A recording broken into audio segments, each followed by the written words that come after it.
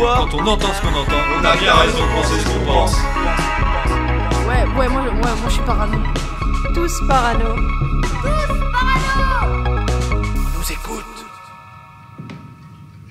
Selon vous, mademoiselle, les fonctionnaires sont-ils tenus à la loyauté ou au loyalisme? La loyauté consiste à respecter les règles, à tenir ses engagements vis-à-vis de quelqu'un ou d'une cause. Le loyalisme implique le même dévouement, mais de manière aveugle, inconditionnelle. Je dirais donc que les fonctionnaires sont davantage tenus à la loyauté qu'au loyalisme. Mais c'est quoi, là, ces questions? On est où, là? À l'ENA, c'est l'oral d'entrée. Pouvez-vous comparer pour nous l'importance du service public français par rapport au service public allemand? Ah, ok. J'aurais dû mettre une cravate, là. Je me sens un peu... T'as raison, on fait un peu tâche avec nos t-shirts. Bon, et tu crois qu'on a nos chances à ce concours? Je sais pas, t'as fait Polytechnique, toi? Bah non. T'as fait Sciences Po? Bah non plus. Bon, aucune chance. Un mot positif qui se termine en assis. Démocratie. Un mot négatif? Phallocratie. Oh, quand même, ça c'est bien répondu, tu trouves pas? Ouais, bon. Il s'agit surtout de montrer que tu sais feindre l'originalité tout en montrant que tu sais te conformer, Thèse, antithèse, foutaise. Ah, c'est bien trouvé ça. Bon, mais j'ai toujours pas compris ce qu'on faisait là, du coup. On vient voir nos futurs présidents. C'est ici qu'on les fabrique, à ce qui paraît. Ah oui. Pas idiot. Tiens, regarde le petit là-bas, tu crois que c'est notre futur président? En tout cas, il est presque chauve. Te moque pas, si ça se trouve, bientôt c'est lui qui aura son portrait dans la mairie, ouais. Remarque, tu sais, plus je les regarde, tous ces gars là, et plus je trouve qu'ils se ressemblent tous. Bah oui, c'est ça l'énarchie. Tous parano. En France, l'École nationale d'administration, l'ENA, va concentrer pas mal le pouvoir. Sous De Gaulle et Pompidou, ce qui va être nommé l'énarchie, va commencer à susciter les ressentiments. Ah, l'énarchie. Ça, c'est un terme qui nous vient justement d'un énarque, Jean-Pierre Chevènement, qui tout juste sorti de la prestigieuse école de l'élite, sort un livre pour en dénoncer les effets pervers, intitulé L'énarchie ou les mandarins de la société bourgeoise. Chevènement le publie en 1967 sous le pseudonyme de Jacques Mandrin. Il fallait pas se faire repérer, c'est ça. Bon, en tout cas, avec l'énarchie, il désigne, avec une connotation péjorative, vous en doutez, le pouvoir et l'influence prêtés aux anciens élèves de l'ENA dans la haute fonction publique. Il correspond à une oligarchie où tous les postes clés sont occupés par d'anciens membres de l'ENA, évidemment, que ce soit dans la haute administration, dans les cabinets ministériels, dans les ambassades ou dans les entreprises publiques comme privées. Selon Jean-Pierre Chevènement, on peut faire 4 reproches principaux à l'énarchie. Premièrement, les énarques sont à l'origine du déclin de la France. Un pays suradministré est en danger, les forces vives de la nation, ce ne sont pas les fonctionnaires. Second reproche, monopoliser l'information, que celle-ci soit administrative ou technique. On pourrait rajouter aussi la captation de l'information et le fait de distiller celle-ci selon une sorte de bon vouloir. Troisième point, ces technocrates entravent l'action du Parlement avec leurs décrets d'application, biaisant et surtout freinant les lois. Et Chevènement remarque aussi que dans les cabinets ministériels, ce sont la plupart du temps les énarques qui sont la plume des textes de loi. Quatrième point enfin, ce système crée un cercle vicieux. L'énarque étant à la tête d'une administration pléthorique, cela le freine à prendre des initiatives. Et comme le souligne Chevènement, cette élite va transformer la France en une machine bureaucratique au fil du temps. Mais c'est en 1974, avec l'élection de Valéry Giscard d'Estaing, premier énarque à accéder à la fonction suprême, que l'énarchie va devenir totalement incontournable. Des hauts fonctionnaires sont à la tête des grands ministères, des principaux services publics, des grandes entreprises publiques, industrielles comme commerciales, et une majorité d'entre eux va aussi à sa guise pantoufler dans le privé. L'expression consacrée. On aurait pu croire que l'arrivée de la gauche au pouvoir ensuite, en 1981, changerait la donne. Eh ben, pas du tout. Au contraire même, les technocrates sont installés. Une majorité des énarques, des promotions de la fin des années 70, ont parié sur la gauche, et notamment sur François Mitterrand, et ils seront récompensés par une présence accrue au sein des ministères. Le schéma ministériel classique est le suivant. Le ministre est un énarque, qui appelle à ses côtés un directeur et un chef de cabinet, eux-mêmes énarques. Et ces derniers appellent alors divers collaborateurs de la grande école, eux aussi. L'entre-soi technocratique le plus parfait est alors en place. Et si l'on ne parle alors que d'énarchie, c'est que le mot complot n'est pas encore à la mode. Mais que l'on soit complotiste ou pas, force est de constater que les technocrates dirigent de fait la France. Destinés très jeunes aux plus hautes fonctions, ils prennent en main les affaires du pays, mais ils sont coupés des réalités des classes populaires. Tout juste passé la vingtaine, passer ses journées sous les ordres de la République, c'est sûr, il y a de quoi être déconnecté. Disons-le, cette technocratie française est à l'échelle européenne et même internationale une vraie bizarrerie, à l'exception de l'Espagne ou de l'Italie qui partagent un peu ce même système de formation des élites. C'est vrai que dans les autres traditions administratives, notamment anglo-saxonnes ou germaniques, les fonctionnaires sont formés sur le tas et cela prend du temps. C'est l'école de l'expérience, quoi. D'ailleurs, tu sais qu'il y a une boutade de technocrates à ce sujet. Tu veux peut-être l'entendre ? Ah, naturally. Eh bien, à Bruxelles, quand des hauts fonctionnaires européens se retrouvent et qu'il n'y a pas, tu sais, de drapeau pour indiquer leur nationalité, pour trouver le français, c'est assez simple. Tu sais comment on fait ? Non. Il suffit de trouver le plus jeune. Super. Bon, je vois qu'on rigole bien à Bruxelles. C'est une blague de technocrate, forcément, c'est pas le top de l'humour. Bon, en tout cas, même sans école de hauts fonctionnaires, à proprement parler, comme on vient de le dire, les autres pays ont donc bien eux aussi leur technocratie. Et puisque tu nous amènes hors des frontières avec cette bonne blague, poursuivons. Bonne blague, je ne sais pas, mais poursuivons volontiers, parce que des entités internationales ont pris forme depuis les années 50. L'ONU et l'OMS, par exemple. Et puis, surtout, il y a l'Europe, que ce soit sous la forme de la CEE, et puis aujourd'hui l'Union européenne. Oui, et au début des années 90, un nouveau terme fait son apparition, l'eurocratie. Il signifie, vous l'aurez compris cette fois, la prise de pouvoir au niveau du continent par une élite de technocrates au mépris de la démocratie. L'extrême droite, bien sûr, dénonce cette élite. L'ancien poujadiste Jean-Marie Le Pen est désormais à la tête du Front National, oppose cet establishment, pour reprendre ses mots, bon peuple. Jean-Marie Le Pen reprend également l'étendard de la lutte pour, je cite, battre le grand capitalisme vorace international de la technocratie à son service. Plus largement, les souverainistes fustigent le pouvoir alloué aux techniciens européens, comme ici en 1995, lors de l'élection présidentielle avec notre cher Philippe de Villiers. Je ne résiste pas, Gaël, écoutons un court extrait de son spot de campagne. Allez, on se fait plaisir. Si je suis élu président de la République, j'oserais faire ce que personne n'a osé faire. Je mettrai au pas les technocrates de Bruxelles. Regardez cette pomme. Elle provient d'un pommier du Tarn-et-Garonne qui a été arraché sur ordre des technocrates de Bruxelles, comme 25 000 hectares en Europe, alors que le même pommier avait été planté avec des subventions sur ordre de Bruxelles. Alors je suis allé à la grande surface, à 4 km de l'endroit où ce pommier avait été arraché. Je m'attendais à trouver des pommes du Tarn-et-Garonne. Et qu'est-ce que j'ai trouvé ? Une pomme en provenance du Chili. En d'autres termes, nous arrachons en Europe nos pommiers et nous importons nos pommes depuis le Chili, l'Afrique du Sud ou l'Argentine. C'est-à-dire que nous marchons sur la tête. Mais bon, vous connaissez la suite, la technocratie de Bruxelles n'est pas une seconde ébranlée par ses critiques.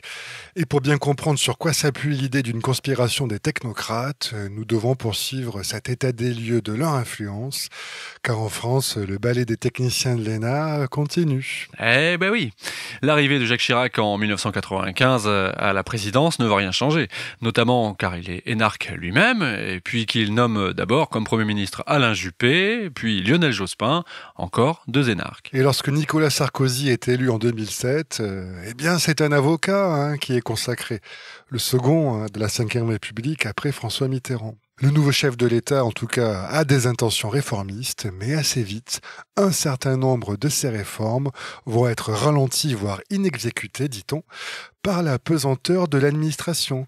Le président Sarkozy s'en agacera à plusieurs reprises. Eh oui, Sarkozy n'est pas de la culture des technocrates.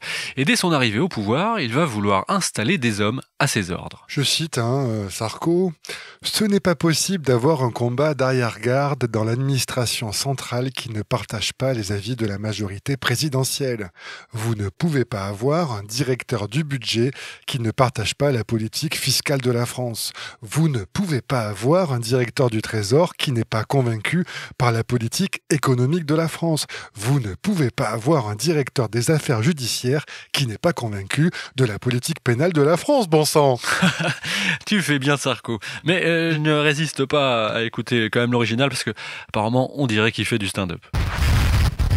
Vous savez, je vous fais une confidence. J'ai été ministre, je suis président de la République. Je crois de tous mes collaborateurs être celui qui a le parcours scolaire le moins prestigieux. Et pourtant, c'est moi le président. Hein. Bon, quand j'étais ministre des Finances, j'ai une équipe fantastique. Et alors, un jour, j'ai regardé leur curriculum vitae, puis celui qui n'avait pas fait Polytechnique et l'ENA, c'est qu'il avait eu un chagrin d'amour immense. Hein. Il y avait eu un truc qui s'était passé dans la famille. Moi, je n'ai pas fait l'ENA, je n'ai pas fait Polytechnique.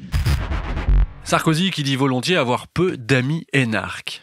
Que veut-il signifier par là? En tout cas, il va essayer de s'attaquer justement à l'ENA, notamment en supprimant le classement de sortie, ce principe pour l'école qui garantit une prime et un avenir à la mesure de la note de l'élève sortant. Mais Sarko ne va pas y parvenir. Des parlementaires énarques, des associations d'anciens élèves vont se mobiliser. Son gouvernement essaie de passer par le vote d'une loi. Elle est retoquée. Il tente le décret. Le Conseil d'État le bloque. Il contourne par une autre loi. Le Conseil constitutionnel verrouille à son tour. Du coup, Nicolas Sarkozy baisse les bras. Et donc, pour preuve ou revanche de cette estocade, avec Hollande en 2012, c'est un nouvel énarque qui va revenir à l'Élysée. Un président normal pour la France, quoi. Suivi d'un autre énarque, Emmanuel Macron, qui lui est ensuite passé par le milieu de la banque. Et curieusement, même s'il la remplace par un institut du service public, il va supprimer l'ENA. Et tout aussi étonnant, c'est par la bouche de notre Illuminati national que va apparaître un terme plutôt complotiste concernant la technocratie. Ah oui, là tu veux parler de l'État profond. Bah oui. Ça mérite tout un épisode, ça. Oui, tu as raison, on le fera sûrement, mais en attendant, dans un épisode sur le complot de la technocratie, je pense que nous sommes obligés d'au moins citer ce moment savoureux. Avec Macron ? Ok, c'est vrai qu'il fustige l'État profond dans un discours lors de la conférence annuelle des ambassadeurs de 2019, écoutez.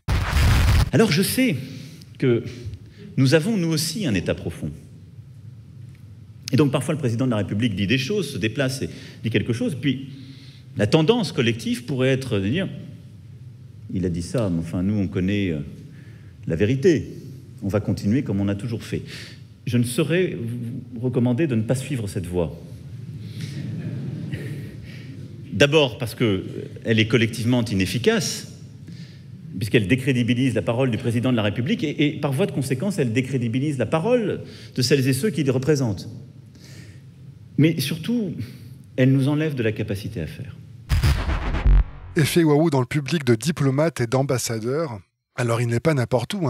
Les affaires étrangères est le lieu de l'État où on trouve le plus d'énarques. 40% à peu près des effectifs. Bon, alors tout de suite, cette petite phrase va faire le buzz. Il va réutiliser ce terme lors du G7 et en l'espace d'une semaine, il se réfère à 3 reprises à l'État profond, coupable selon lui de résistance vis-à-vis de certains de ses choix stratégiques. Citation d'un élu anonyme dans la presse, l'administration, ce sont les meubles.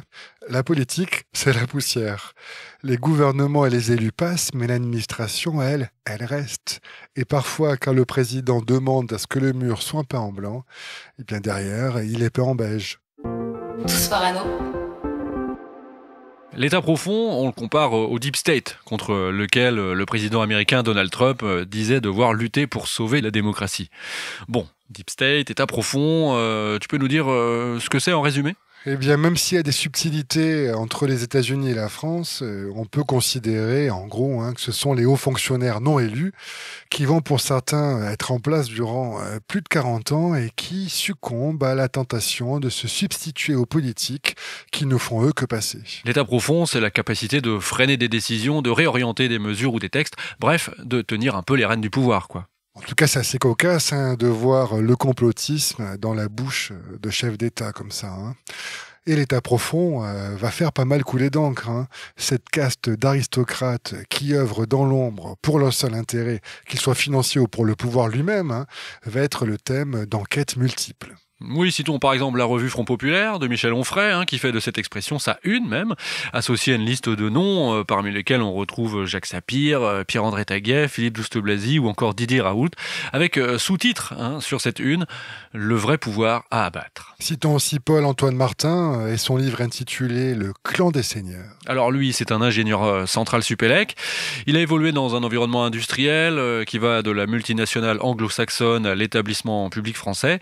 Il a occupé des postes de cadre dirigeants, côtoyant donc des capitaines d'industrie, des politiques et des hauts fonctionnaires. Et donc dans son livre, il dénonce l'état profond constitué, dit-il, par ces hauts fonctionnaires qui détruisent la France.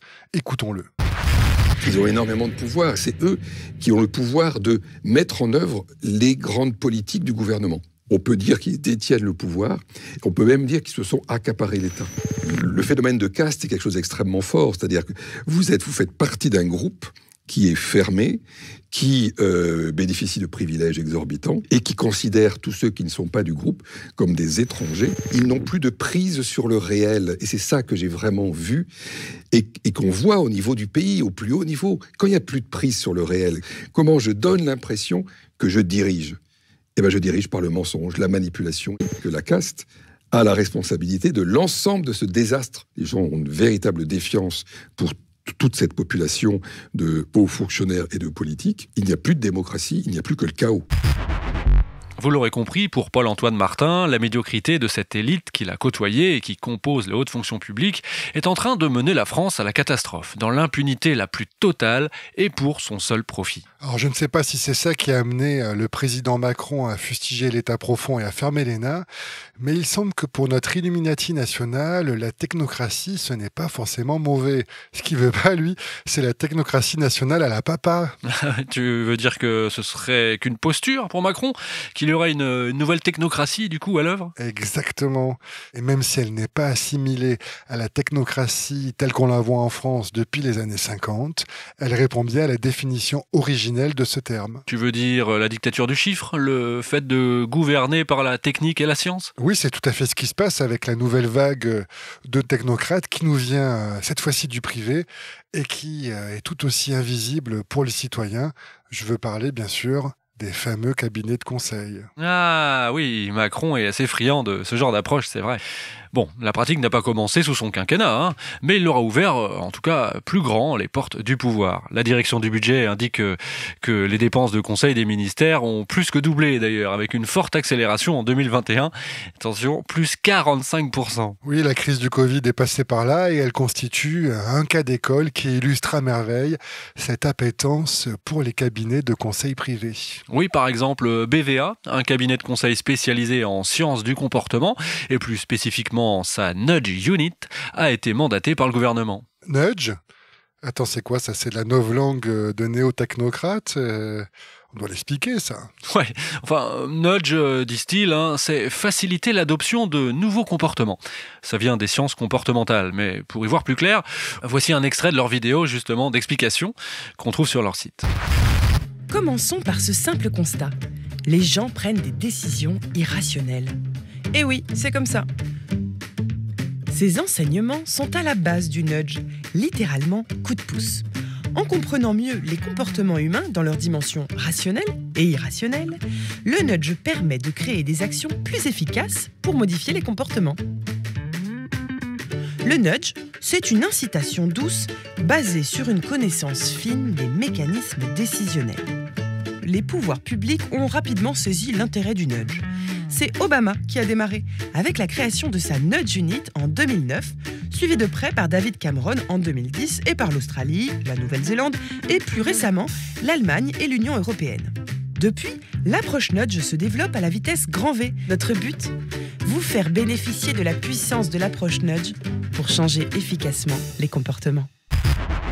Ok, donc si je comprends bien, modifier nos comportements sans que l'on s'en rende compte, c'est ça l'idée. C'est une sorte de nouveau soft power, ça. Et puis c'est un peu effrayant si on y pense. Quoi, ça te rend parano, le nudge ? Ouais, un peu. Ça sent la manipulation des esprits, en tout cas. Et en plus de ça, BVA a aussi, par exemple, inventé pour notre gouvernement l'idée de l'attestation de déplacement lors du premier confinement. Mais ça me donne envie tout ça de passer à l'exemple qui a fait le plus de bruit. Le cabinet américain McKinsey. Tous parano. Moi, je suis parano.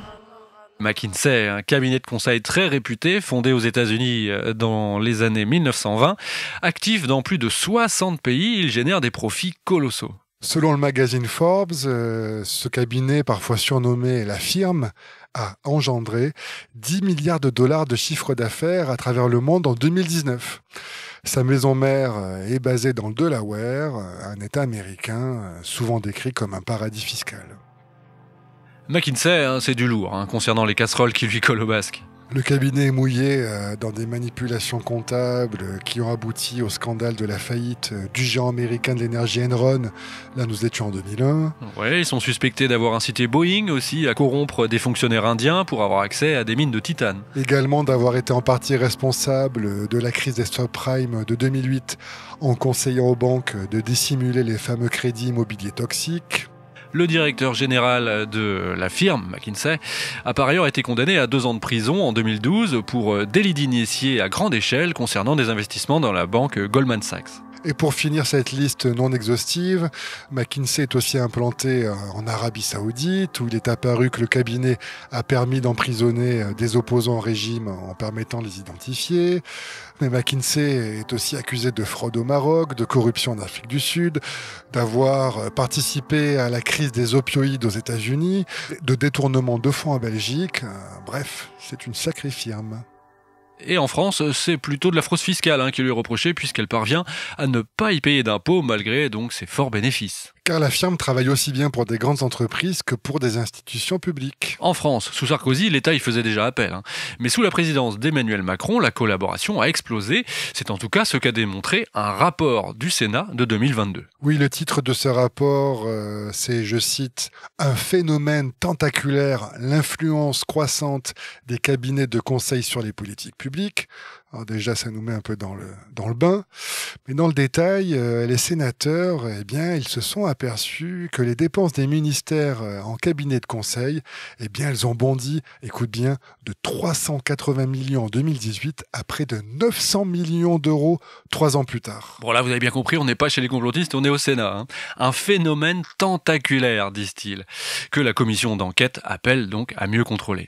Mais il faut souligner que Macron entretient des liens ténus avec McKinsey depuis de longues années. Certains salariés du cabinet l'auraient déjà aidé lors de sa campagne présidentielle de 2017. Et depuis, le gouvernement emploie régulièrement les services de McKinsey.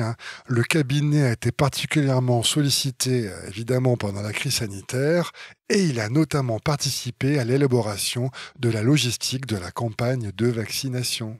La firme, comme on l'appelle, a été chargée, je cite, de définir un schéma global opérationnel de vaccination, ainsi que les modalités de suivi de la campagne de vaccination et des personnes vaccinées. Et tout ça pour une enveloppe de plus de 3 millions d'euros. Problème, selon un rapport du CEDA que je cite, le ministère des Solidarités et de la Santé s'est appuyé sur le cabinet McKinsey sans faire d'appel d'offres. Et au total, ce serait 100 millions d'euros qui auraient été facturés par McKinsey pendant la crise du Covid, à en croire, en tout cas, le journal Libération. Et si tu veux aussi avoir la tête qui tourne, Geoffroy, sache que McKinsey, au moment du Covid, conseillait aussi notre fournisseur de vaccins, le laboratoire Pfizer. Oui, j'ai un peu la tête qui tourne, mais c'est peut-être un effet secondaire du vaccin, enfin, je ne sais pas. Si ce que suppose le Sénat, c'est que le cabinet de conseil a bien été favorisé, ce qui est apparu aussi, c'est que McKinsey a fait la une des journaux, mais il y a également plein d'autres prestataires qui se retrouvent à remplir ces missions de service public. Bah oui, et puis ça coûte un pognon de dingue, comme disent certains. Alors là, c'est la Cour des comptes qui s'y met. Je cite, « Il apparaît anormal qu'un ministère fasse appel à un cabinet de conseil pour la réalisation de tâches qui relèvent de sa mission de service public, alors même qu'il est doté d'un puissant corps d'inspection interne dont les membres ont toutes les compétences requises pour répondre à ce type de besoins exceptionnels à la demande du ministre. » Les technocrates à la papa constatent amèrement leur défaite. Et si j'ai signalé à l'instant qu'il y avait d'autres partenaires, c'est parce que, tenez-vous bien, McKinsey ne représente que 1% des dépenses de l'État en cabinet de conseil. Là, je parle entre 2018 et 2020. Et McKinsey même est loin derrière d'autres sociétés comme Eurogroup ou Capgemini. Au total, c'est 2,5 milliards qui ont été facturés par les cabinets de consulting en 2022. 2,5 milliards, ce n'est pas rien quand même. Oui, et toujours selon le rapport du Sénat, 19 autres cabinets de conseil se sont partagés 55% du marché, laissant le reste du gâteau à 2050 entreprises de conseil. ça en fait du consultant. Du néo-technocrate. Et le Sénat dénonce l'opacité des méthodes. Car en fait, les consultants travaillent en équipe intégrée. Ils sont assimilés à des agents publics, ils rédigent des notes administratives sous le sceau de l'administration, certains disposeraient même d'une adresse mail du ministère. Et le Sénat confirme même qu'aucun logo de cabinet de conseil ne doit figurer sur les documents produits ou les supports de présentation, rendant impossible la distinction entre l'apport des consultants et celui de l'administration. Bon, alors il faut aussi bien comprendre que ce recours au cabinet de conseil est mondial. McKinsey, pour revenir à la firme, a notamment géré la crise sanitaire dans de nombreux pays, instauré le confinement par exemple en Inde ou la campagne de vaccination au Canada. Oui, il conseille aussi l'OMS, on peut imaginer à grands frais. Et depuis la pandémie, McKinsey est devenue en fait l'agence spécialiste de la vaccination. Et donc il est probable qu'elle participe à la mise en place d'une uniformisation du schéma vaccinal à l'échelle mondiale. Oh là, tu frises le conspirationnisme, toi. Mince, tu crois ? On dirait bien, ouais. Ah ouais, non mais attends, c'est peut-être parce que j'ai trop écouté Michel Rivasi sur ce sujet. Ah, Michel Rivasi, la députée Europe Écologie Les Verts, originaire de la Drôme, dont nous avions parlé dans notre épisode sur les vaccins. Ouais, elle-même. Naturellement, elle a son avis sur l'entrisme de McKinsey à l'OMS. Écoute. Si vous voulez, l'OMS a une influence importante, par exemple, sur ce traité international qui doit être signé en 2023, qui va, si vous voulez, organiser ce qu'on va faire en cas de nouvelle pandémie. Donc, si McKinsey donne des informations pour aider à la fabrication des vaccins, à la distribution des vaccins, et qu'il y a une homogénéité, en fait, de tous les gouvernements sur ce type de pandémie, ça, c'est très problématique. Chaque pays ne sera pas autonome sur sa stratégie. Il y aura un chapeau qui va organiser la stratégie de la vaccination sur le plan mondial. On n'aura plus qu'à se soumettre. Ouais, effectivement, ça fait froid dans le dos. Mais alors, ces agences de technocrates nouvelle génération, à l'échelle mondiale, qu'est-ce qu'elles cherchent ? De l'argent, on a bien compris, mais encore. Eh bien, plus cruelle, plus puissante et plus ambitieuse, cette internationale de la technocratie veut nous asservir, monsieur. Ok, j'ouvre mes horizons complotistes et j'en salive d'avance. Tous parano ? Il faut pas être parano comme ça. Vous l'avez compris, nous sommes dans un nouveau paradigme.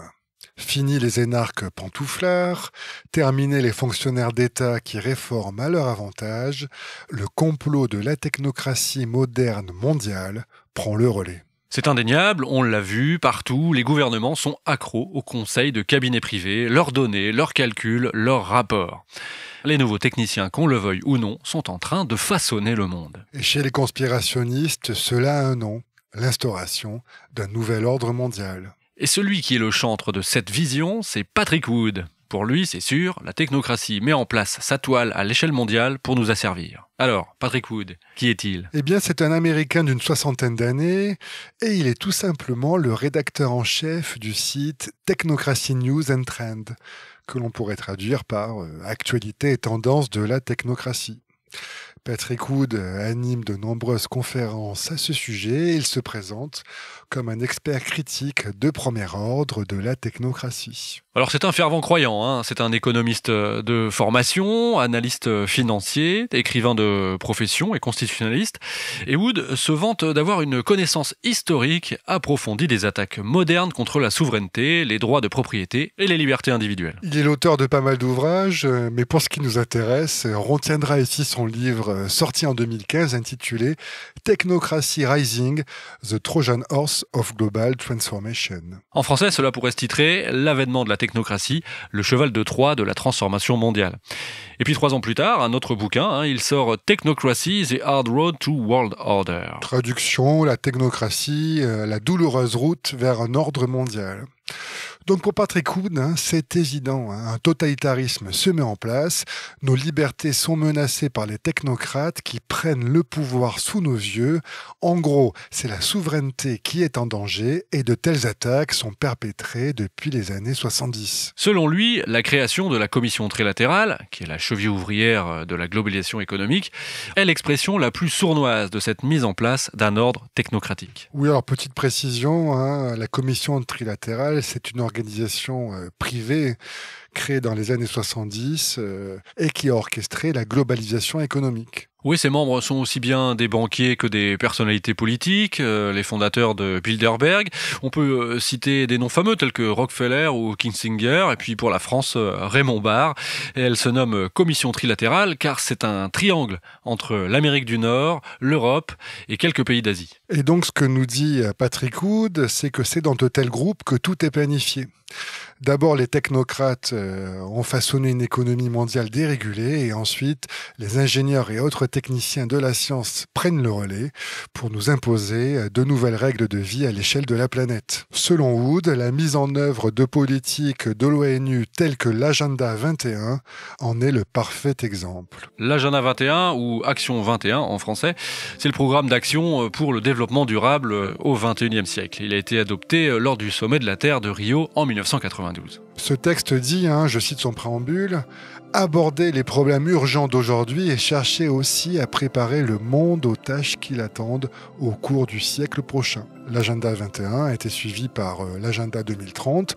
En gros, c'est la même chose, mais avec un horizon repoussé d'une dizaine d'années. Et vous commencez à le sentir, la mise en place de mesures pour aboutir à une transition écologique à l'échelle de la planète est pensée et guidée par une vision technocratique du problème. Le Great Reset est aussi un plan à prendre au sérieux, selon lui. Car pour Patrick Wood, c'est clair, le nouvel ordre mondial sera d'essence technocratique. Wood soutient que le seul résultat logique de la technocratie est la dictature scientifique. Pour lui, les écrivains dystopiques tels Aldous Huxley, auteur du Meilleur des mondes en 1932, ou George Orwell, auteur de 1984, bien sûr, là nous étions en 1948, sont les références les plus pertinentes pour comprendre le monde qui nous attend. Oui, il estime que ces deux écrivains ont extrapolé l'essor de la technocratie alors qu'elle n'en était encore que balbutiante. Et selon Patrick Wood, l'histoire de la technocratie, telle que nous l'avons racontée dans la première partie de cet épisode, reste d'actualité. Ce principe comptable de l'énergie et des ressources, rappelez-vous, c'est ce qui nous attend forcément avec l'agenda 21, ou en tout cas tout ce qui touche au développement durable. Nous allons être restreints dans nos ressources, nous ne maîtriserons plus notre accès à l'énergie, l'eau et même le sol. Et cela sera concomitant d'une planification mondiale de l'économie et des ressources naturelles, puisqu'en bon technocrate, tout est évalué sous ce prisme. Pour Patrick Wood, la technocratie est à la base un système économique et pas à l'origine politique. Cependant, il est totalement, selon lui, contre nature et nécessite donc également des moyens contre nature pour le maintenir. C'est un totalitarisme qui ne dit pas son nom. Les technocrates cherchent à contrôler tous les aspects de la vie humaine. Et plutôt que d'être basé sur des mécanismes tels que l'offre et la demande ou le libre-échange, eh bien l'économie de la technocratie est, elle, basée sur les ressources énergétiques qui dictent ensuite les types de produits fabriqués, achetés, vendus et consommés. Et c'est ainsi que l'énergie remplace le concept de l'argent en tant que marchandise. On revient bien au concept du mouvement technocratique d'il y a un siècle. La technocratie nécessite également une ingénierie sociale pour fonctionner. Car si les gens sont autorisés à faire ce qu'ils veulent, la demande des consommateurs sera finalement le moteur du commerce, mais cela ne fonctionnera pas dans une économie technocratique. Donc si on suit la pensée de Wood, les consommateurs doivent être dirigés, parqués si vous voulez, pour consommer ce dont le système a besoin qu'ils consomment. Et pour que cela fonctionne, eh bien, ils doivent subir plus ou moins un lavage de cerveau. Du nudging, tu veux dire ? En conséquence, le système technocratique nécessite une surveillance étendue et des technologies de pointe, notamment basées aujourd'hui sur l'intelligence artificielle, pour garder tout le monde sous contrôle. Le plus simple, c'est encore d'écouter Patrick Wood. Si vous pouvez imaginer le monde technocratique de l'avenir, l'énergie sera contrôlée d'une manière que les gens doivent faire avec l'énergie qui leur est assignée. Les ressources du monde seront contrôlées et autorisées à des gens comme vous et moi par le biais d'un permis. Peut-être pourrons-nous subsister dans un coin en tant qu'agriculteurs, en tant que mineurs ou quoi que ce soit. Et ils peuvent ou non vous donner des licences pour faire ces choses. Il s'agit essentiellement d'un système féodal du Moyen-Âge, où la terre était possédée par le seigneur féodal, et vous occupiez un morceau de terre, et le seigneur, s'il vous aimait, il pouvait vous laisser rester. Ce contrôle des ressources est clairement là où nous allons. C'est ça le développement durable. Il s'agit de retirer les ressources de la main du peuple et de les mettre entre les mains de l'élite. C'est de la tromperie. La manière la plus simple de décrire ça, c'est prendre les ressources des mains de gens comme vous et moi pour les mettre dans les mains d'une institution. Ils n'ont jamais dit qui seront les gardiens de cette organisation. L'histoire nous dit exactement qui ils seront. Ce seront les mêmes qui ont mis en place le système. En d'autres mots, quiconque met en œuvre cette technocratie, ce seront ceux qui sont dignes d'être les administrateurs de toutes les ressources du monde. Cette mentalité est enracinée dans la façon de penser des technocrates. C'est leur façon de penser. Et si vous ne croyez pas en ce qu'ils pensent et ne faites pas ce qu'ils disent, vous méritez d'être punis. Au-delà de l'accaparement des ressources, il y a la question de la liberté, vous l'avez compris. La technocratie est par essence totalitaire pour Patrick Wood. Et pour ceux qui seraient encore dans le doute quant à la capacité de domination des technocrates, Wood nous invite à regarder comment a été gérée la crise du Covid. Les limitations de déplacement, l'obligation vaccinale et le ralentissement de l'économie classique sont des signes d'une prise en main par les technocrates de notre société. Je cite Patrick Wood. Les technocrates qui dictent des politiques publiques sur le Covid sont dépourvus de principes éthiques ou moraux. Maintenant que leurs griffes sont ancrées dans notre société, ils n'ont pas l'intention de lâcher prise, à moins d'être expulsés de force. Nous devons rejeter ces technocrates sociopathes avant qu'il ne soit trop tard. Il est véhément, Patrick Wood, dis donc. Ce qu'il faut comprendre avec Patrick Wood, c'est qu'il est un fervent défenseur du capitalisme et que l'idée qui a été le leitmotiv de la pandémie par nos dirigeants, souvenez-vous, Build Back Better. Reconstruire en mieux, vous pouvez aller écouter notre épisode consacré au Great Reset pour en comprendre les détails. Oui, c'est ça. Et souvenez-vous aussi du « vous ne posséderez rien et vous serez heureux ». Eh bien, pour Patrick Wood, c'est la fin du capitalisme qui se dessine. Et donc l'effondrement de pans entiers de l'économie. D'ailleurs, la crise de 1929, c'est bien le modèle que les technocrates prennent en exemple. Ce monstre de capitalisme et de libéralisme aurait besoin d'un reset pour la green economy. Enfin, peu importe le nom, finalement. L'idée, et c'est ça qui est important, serait de faire naître un ordre nouveau. Et cet ordre prendrait nécessairement la forme d'une dictature technocratique. Patrick Wood craint que nous soyons au bord de l'effondrement économique. Cela sera causé par la désintégration de la chaîne d'approvisionnement mondiale qui a été élaborée dans le cadre de la mondialisation née dans les années 70 et pensée par des groupes comme la Commission trilatérale, justement. Et par un retournement assez ingénieux, vous me direz, c'est normal pour des ingénieurs technocrates. Toujours l'humoriste de Bruxelles, toi. La mondialisation que l'on pensait capitaliste n'est finalement qu'un faux-nez, un préambule à la destruction de ce qui, selon Wood, nous a apporté la prospérité durant 2 siècles. Et pour preuve, les multiples pénuries causées par le Covid sont les signes avant-coureurs de l'avenir sombre qui se dessine. Un futur dystopique où une dictature scientifique du contrôle total imaginée par les élites prendra le relais. Oui, ce que Wood appelle aussi l'apocalypse. Essaie de nous faire croire tellement de choses. Mais alors, comment peuvent-ils continuer à mettre en place leur complot, ces technocrates, Eh bien, je ne sais pas si on continue de prendre le Covid pour cas d'école, mais si c'est le cas, tout de suite me vient l'idée que c'est peut-être par la peur. Ah, je vois que tu es définitivement un expert en complot maintenant, et je m'en réjouis.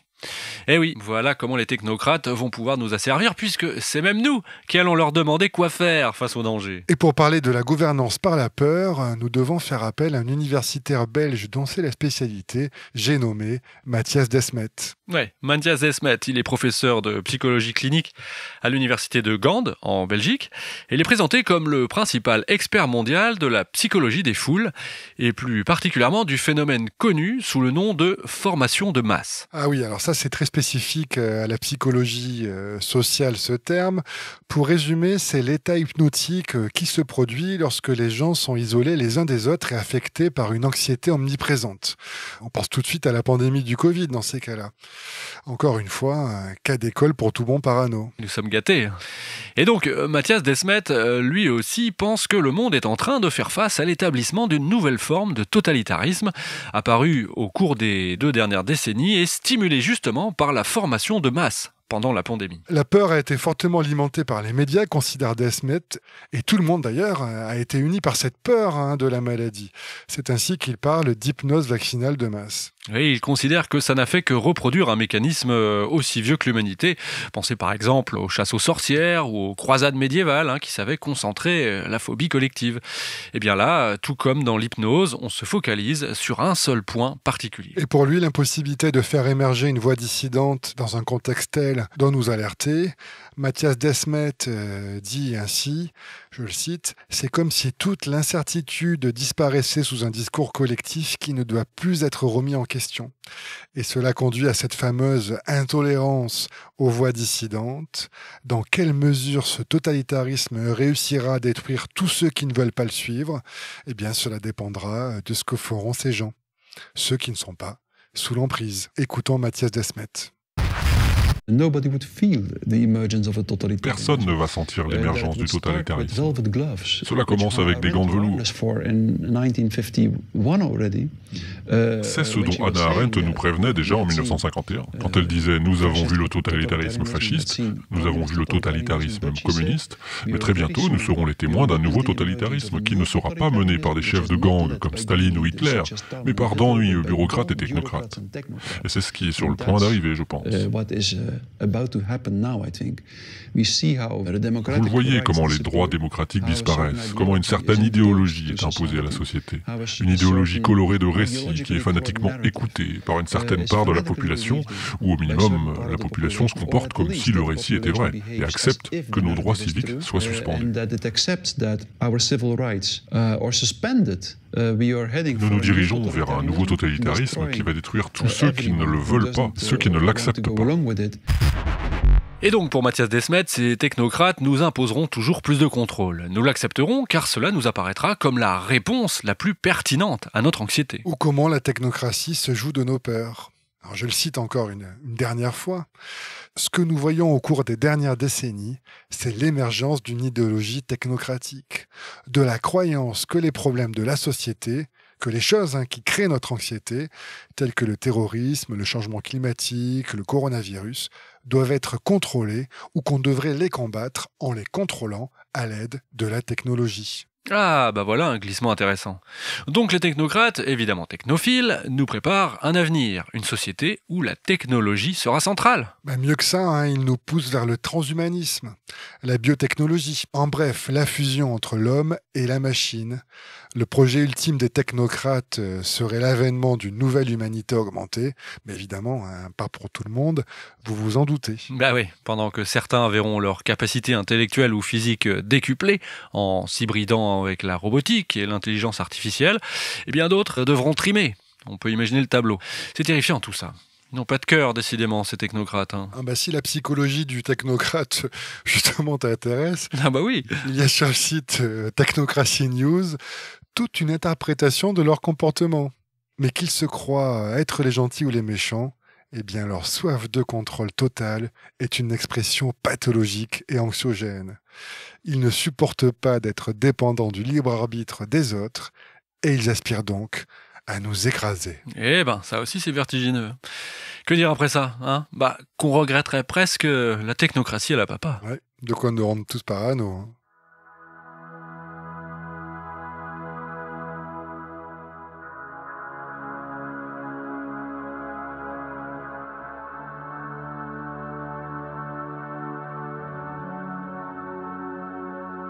Ayant accumulé des décennies d'évolution de la culture technocratique, dont nous venons de voir le chemin, le contexte actuel rend nos sociétés perméables à la prolifération de cette mythologie politique qui date de plus d'un siècle.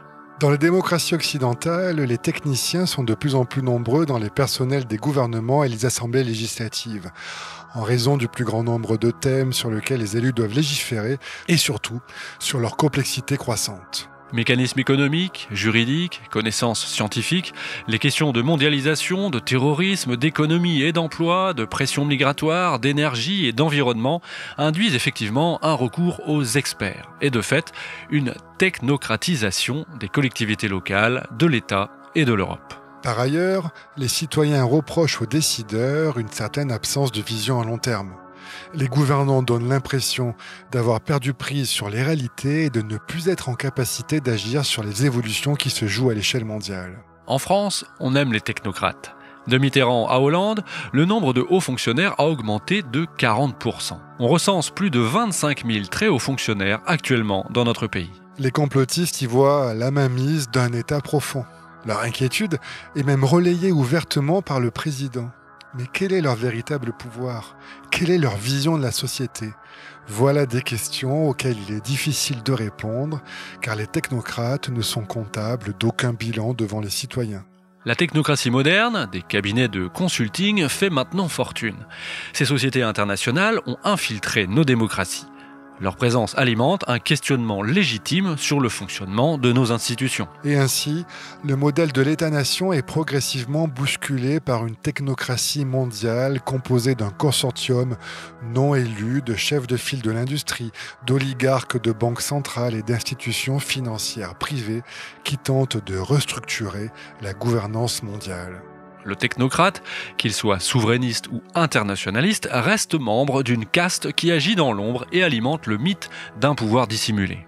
L'entre-soi, la cooptation plus que l'élection, le lobbying plus que la consultation populaire, voilà ce qui inquiète et alimente les fantasmes d'un complot technocratique au détriment des individus. Nous le savons, les médias nous le rappellent quotidiennement, nos sociétés doivent affronter de grands défis pour ce siècle. Et si la perspective d'un totalitarisme technocratique n'est pas un horizon indépassable, eh bien, il peut être légitime de se demander quels mots nous aurons à dire lors d'une prochaine catastrophe. De quoi nous rendre, une nouvelle fois, tous parano. Ça, c'est manipulation et manipulation. De toute façon, on saura jamais. Si vous aimez les conspirations en tout genre et explorer les dédales de nos psychoses collectives, si vous êtes fasciné par l'étrangeté de l'histoire ou simplement curieux de savoir, eh bien vous êtes là où il faut, c'est tous parano.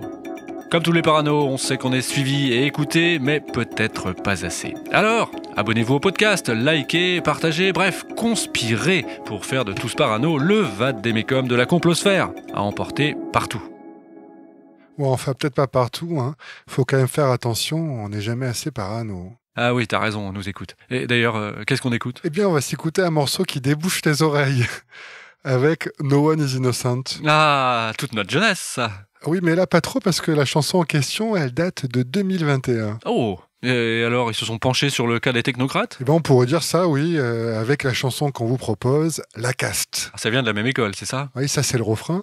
Font-ils référence à l'ENA ou à Polytechnique? Eh bien, à vous de voir. Hein. No One is Innocent, La Caste.